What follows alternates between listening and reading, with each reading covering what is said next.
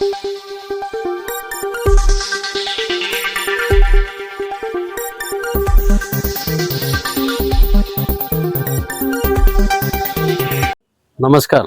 Asian news चॅनलमध्ये आपले स्वागत आहे। राज्यातील महिला बचत गटांच्या आर्थिक सक्षमीकरणासाठी महाराष्ट्र शासनाने अतिशय महत्त्वाचे पाऊल उचलले आहे। महसूल विभागाच्या पडीक सरकारी जमिनींचा उत्पादक वापर करून महिलांना रोजगाराच्या संधी उपलब्ध करून देण्याच्या उद्देशाने बचत गटाच्या निमित्ताने 5 महिला बचत गटांना सुमारे 2.5 एकर जमीन 5 वर्षांसाठी भाडेपट्ट्यावर दिली जाणार आहे। सोबतच यातील प्रत्येक बचत गटाला 1 लाख रुपयांचे आर्थिक अनुदान उपलब्ध करून दिले जाणार असल्याची माहिती महाराष्ट्राचे महसूल मंत्री चंद्रशेखर बावनकुळे यांनी दिली। महिलांच्या उत्पन्नामध्ये वाढ करण्यासोबतच पडीक सरकारी जमिनींचे संवर्धन आणि अतिक्रमणांपासून संरक्षण करणे हा या योजनेचा प्रमुख उद्देश असल्याचे चंद्रशेखर बावनकुळे यांनी सांगितले। या नव्या धोरणानुसार राज्यातील महिला बचत गट किंवा महिला सहकारी संस्थांना महसूल विभागाच्या मालकीची जमीन 5 वर्षांसाठी वापरण्यासाठी दिली जाणार आहे। या जमिनीवर चारा लागवड, बांबू लागवड, नेपियर गवत शेती तसेच गवतयुक्त क्षेत्र विकासाचे वेगवेगळे उपक्रम राबवता येणार आहेत। या प्रकल्पांच्या अंमलबजावणीसाठी प्रत्येक बचत गटाला 1 लाख रुपयांचे आर्थिक अनुदान दिले जाणार आहे। हा निधी जिल्हा नियोजन समिती तसेच जिल्हा खनिज निधीतून उपलब्ध करून देण्याची तरतूद करण्यात आली आहे। शासनाच्या अंदाजानुसार या योजनेमुळे महिला बचत गटांना मोठ्या प्रमाणावर आर्थिक लाभ मिळू शकतो।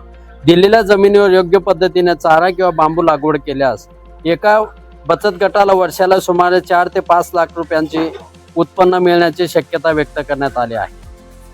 विशेष म्हणजे या जमिनीवरील उत्पादनातून मिळणाऱ्या उत्पन्नावर सरकारला कोणताही हक्क राहणार नसून संपूर्ण लाभ हा संबंधित बचत गटालाच मिळणार आहे। त्यामुळे ग्रामीण भागातील महिलांसाठी ही योजना म्हणजे उत्पन्न वाढीचे प्रभावी साधन ठरणार आहे। महसूल विभागाकडे मोठ्या प्रमाणावर अशा जमिनी उपलब्ध आहेत ज्या अनेक वर्षांपासून वापरत नाहीत।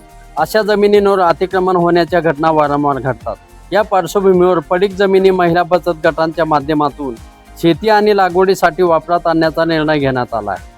यामुळे एका बाजूला रोजगार निर्मिती होईलच, शिवाय दुसऱ्या बाजूला सरकारी जमिनींचे संरक्षण होणार आहे। गावागावांमध्ये निष्क्रिय जमिनी उत्पादनक्षम बनवण्याचा सरकारचा हा प्रयत्न असल्याचे बावनकुळे यांनी सांगितले।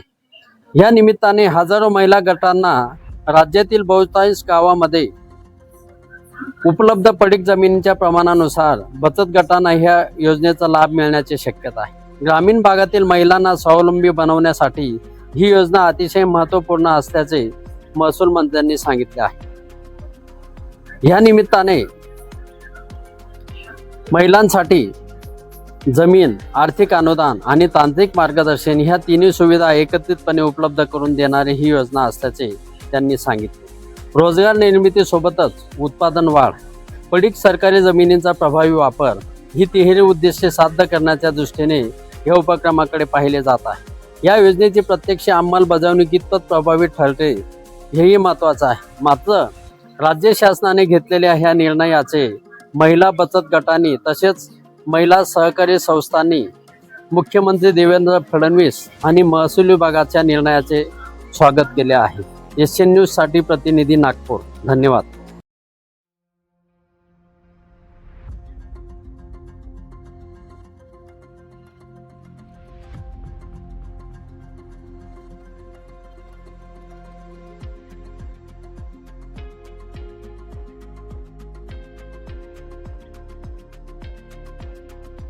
एकदम साधा आणि सरळ मनाचा व्यक्ती आहे, पण एवढं सगळं मी पण विश्वास नाही ठेवू शकत। पण एशियन न्यूज त्यांची आहे, तिथं मी स्वतः रिपोर्टर आहे।